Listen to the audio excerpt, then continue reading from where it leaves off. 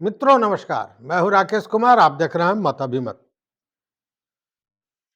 मित्रों, नियोजित शिक्षकों का मामला जब से आया, मतलब आप यूं कहें कि बिहार विशिष्ट शिक्षक नियमावली 2023 बना और उसके बाद जो प्रावधान आए उसके बाद से ही शिक्षकों में रोष था।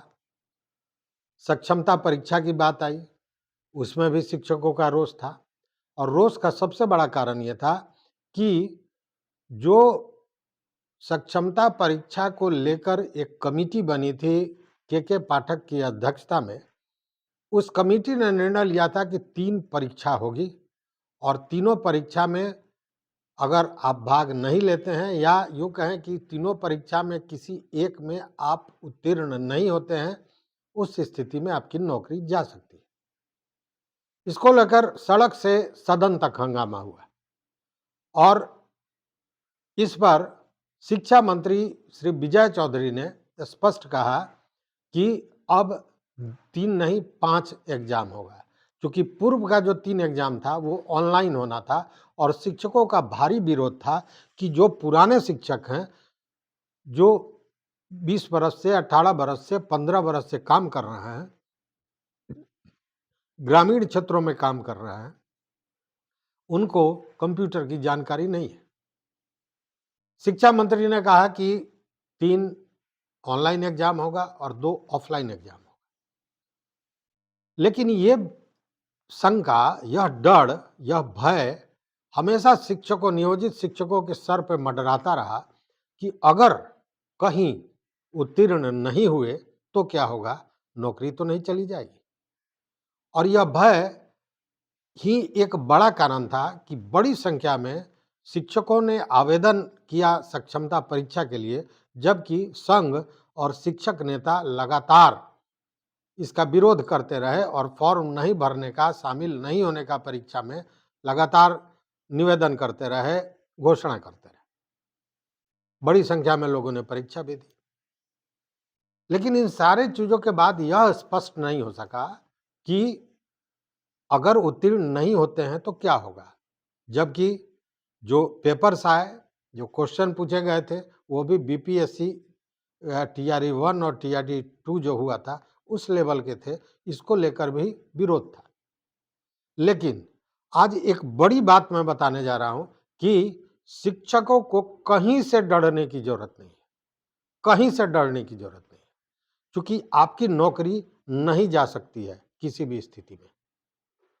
अब देखिए, ये मैं कैसे बोल रहा हूं इतने दावे के साथ, वो इसलिए बोल रहा हूं कि आपको याद होगा कि इस मामले को लेकर high court, Patna high court में एक केस दायर किया गया था, जिसका नंबर था CWJC 2922/2023। इसमें जज साहब ने बातें की थी, सुनवाई की थी, सारी बातें सुनी थी। हालांकि ये भी फैसला नहीं है, लेकिन इसमें जब हाईकोर्ट ने कहा शिक्षा विभाग को, या यूं कहे बिहार सरकार को, कि इस पूरे मामले में आप अपनी स्थिति स्पष्ट कीजिए, तब बिहार सरकार की तरफ से जो लिखित हलफनामा दिया गया, उसमें बाज़ाब्ता कहा गया है कि सक्षमता परीक्षा शिक्षकों को, नियोजित शिक्षकों को केवल राज्यकर्मी का दर्जा देने के लिए लिया जा रहा है, ताकि उन्हें बीपीएससी की शिक्षकों की तरह अन्य सुविधाओं के साथ वेतन वृद्धि का लाभ दिया जा सके।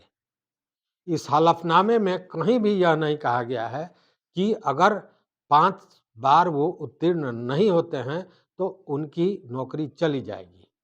बनिस्पत ये कहा गया है कि 5 बार परीक्षा ली जाएगी और इसमें से अगर किसी में भी वो अपीयर नहीं होते हैं, मतलब किसी परीक्षा में अगर आप शामिल नहीं होते हैं या किसी भी परीक्षा में शामिल होने के बाद भी उत्तीर्ण नहीं होते हैं, उस स्थिति में भी आपकी नौकरी नहीं जाएगी, नहीं जाएगी नौकरी, और आप नियोजित शिक्षक बने रहेंगे। क्योंकि इस परीक्षा के मूल में मात्र यही है कि आपको राज्यकर्मी का दर्जा देना है, यह वैधानिक रूप से भी आवश्यक है कि एक परीक्षा लेने के बाद ही राज्यकर्मी का दर्जा या किसी तरह की जांच के बाद ही राज्यकर्मी का दर्जा दिया जा सकता है और इसीलिए ये सक्षमता परीक्षा हो रही है। यह राज्य सरकार ने हलफनामा में कहा है। हालांकि राज्य सरकार जो हलफनामे में कह रही है वो बाहर नहीं कहती है। के पाठक आज भी कहते हैं कि अगर परीक्षा नहीं दी जाएगी तो नौकरी चली जाएगी, अगर आप उत्तीर्ण नहीं होंगे तो नौकरी चली जाएगी। लेकिन आपने कोर्ट में दे दिया है अगर इस तरह का हलफनामा, तो इससे इतर एक्ट अगर करेंगे तो फिर कानून के दायरे में यह मामला जाएगा और उस स्थिति में भी नौकरी शिक्षकों की नहीं जाएगी, यह तो फाइनल है। रही बात शिक्षकों की, तो देखिए राज्यकर्मी का दर्जा लेने की जरूरत यह है कि अब तक जो नियोजित शिक्षक हैं वो अपनी नियोजित इकाई, नियोजन इकाई जैसे पंचायत या प्रखंड या जिला परिषद या नगर निकाय, इन्हीं के अधीन कार्यरत हैं और इन्हीं के लिए काम करते हैं। राज्य स्तरीय वो नहीं है, अपनी इकाई द्वारा उनका नियोजन हुआ है और उसी में उनको सेवा देना है। लेकिन जब परीक्षा उत्तीर्ण करेंगे और विशिष्ट शिक्षक बन जाएंगे तो वो राज्यकर्मी हो जाएंगे और बीपीएससी से पास शिक्षकों को जो लाभ मिलता है उस तरह का लाभ मिलेगा। हालांकि शिक्षकों के संघ की मांग दूसरी है। उनका ये है कि बिना शर्त उन्हें राज्यकर्मी का दर्जा दिया जाए, बिना शर्त। दूसरी बात कि वेतनमान 9,300 से 34,500 का होना चाहिए, साथ में ग्रेच्युटी और अन्य जो सुविधाएं हैं वो भी मिलनी चाहिए। ये मांग है शिक्षकों का। अब देखिए ये जो नियोजित शिक्षक हैं उनके लिए ये सक्षमता परीक्षा एक तरह से कहें कि कहीं ना कहीं भय का कारण तो रहा है। पहले नौकरी चली जाएगी, फिर परीक्षा हुई तो जो प्रश्न पूछे जा रहे थे वो बहुत ऊपर के लेवल के थे, ये सारी चीज़ें थी। लेकिन अभी देखिए जितने भी सक्षमता परीक्षा दे चुके हैं शिक्षक, उन सारे लोगों का बायोमेट्रिक्स वेरिफिकेशन भी होना है और उसके लिए प्रक्रिया शुरू हो गई है। कई जगह biometrics verification, thumb impression, photo, इन सारे चीज़ों का मिलान होना शुरू हो गया है और इसको लेकर जो ओरिजिनल आपका पेपर था, ओरिजिनल एडमिट कार्ड था, उसको डीपीओ के यहाँ जमा करना है, उसे अपलोड भी करना है वेबसाइट पर। तो इन सारी चीज़ों में, और ये हुआ क्यों? आपको याद होगा कि जब सारे लोगों ने फॉर्म भरा सक्षमता परीक्षा का और जब एक कंप्यूटर के एक प्रोग्रामिंग में उसको डाला गया तो पता ये चला कि कई ऐसे प्रमाण पत्र थे टीईटी, एसटीईटी के, बीएड के, जो एक ही सर्टिफिकेट पर कई कई लोग नौकरियां कर रहे थे अलग अलग नाम पर, और वहीं से ये खुलासा हुआ और उसके बाद ये जांच की प्रक्रिया हो रही है। हालांकि इसमें जो सही शिक्षक हैं, जिन्होंने सही में परीक्षा दी है, सारे चीज़ों को पूरा किया है, शैक्षणिक से लेकर प्रशैक्षणिक जो सर्टिफिकेट है उनके सही हैं, तो उनके लिए डर का, भय का कहीं कोई कारण मतलब नहीं है। कारण मतलब है उनके लिए जिन्होंने कहीं ना कहीं गलती की है और उनको ही भयातुर होना चाहिए, क्योंकि उनकी नौकरी तो जाएगी ही, साथ में 420 का मुकदमा भी होगा और कई तरह के मामले आ सकते हैं। हो सकता है कि पैसे की रिकवरी की भी बात उनसे हो जाए। तो डरना है फर्जी शिक्षकों को। जो अच्छे शिक्षक हैं, जो सारे तरह से साफ सुथरे हैं, उन पर कहीं कोई गाज नहीं गिर सकती है, उनकी नौकरी नहीं जा सकती है, परीक्षा में उत्तीर्ण हो या नहीं हो।